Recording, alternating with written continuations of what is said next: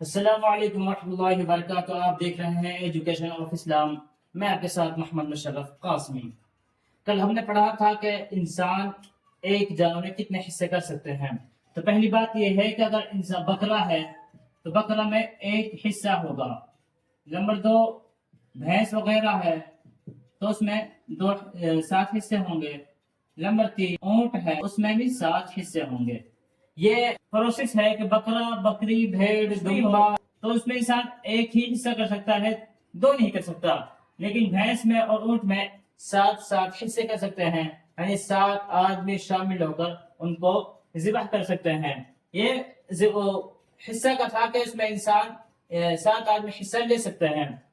آج ذبح کرنے کی بات کہ جانور کو ذبح کیسے کریں. جانور کو ذبح کرنے کا طریقہ کیا ہے یہ آج پڑھیں گے. سب سے پہلے کہ انسان جانور کو خود ذبح کرے. نمبر 2، خود نہ کر سکتا تو سامنے آ جائے.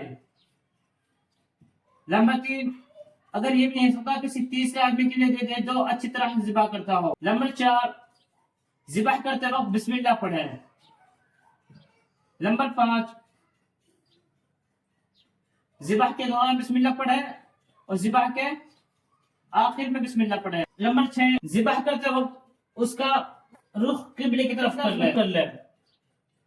یہ 6 یہ طریقے ہیں. مطلب ایک جانور ذبح کرتے وقت یہ ضرور ہونا چاہیے، کم سے کم خود ہونا چاہیے. یہ نہیں کہ آپ سامنے کھڑے ہوئے اتنا نہیں کہ تیسرے شخص کے لیے دے دیں. تو بسم اللہ ضرور پڑھنی چاہیے.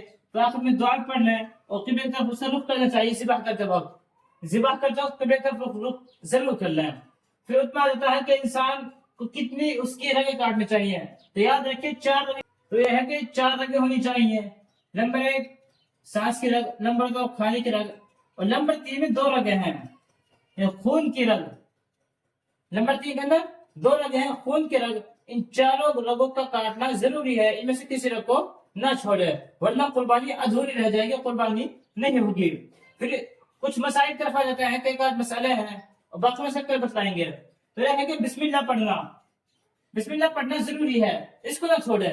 لیکن اگر آدمی بھولے سے بسم اللہ بھول گیا، مسلمان ہے تو بھی اس کا ذبیحہ ہو جائے، صحیح ہو جائے گا.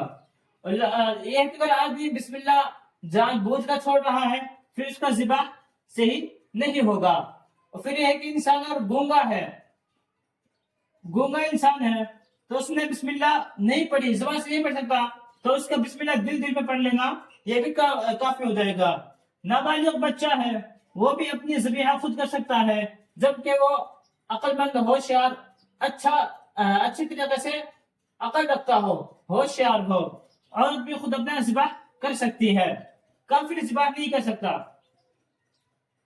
قادیانی ہے، کافر ہے، یہ ذبیحہ نہیں کر سکتے. پھر کہتے ہیں کہ بسم اللہ عربی میں پڑھنی ضروری ہے.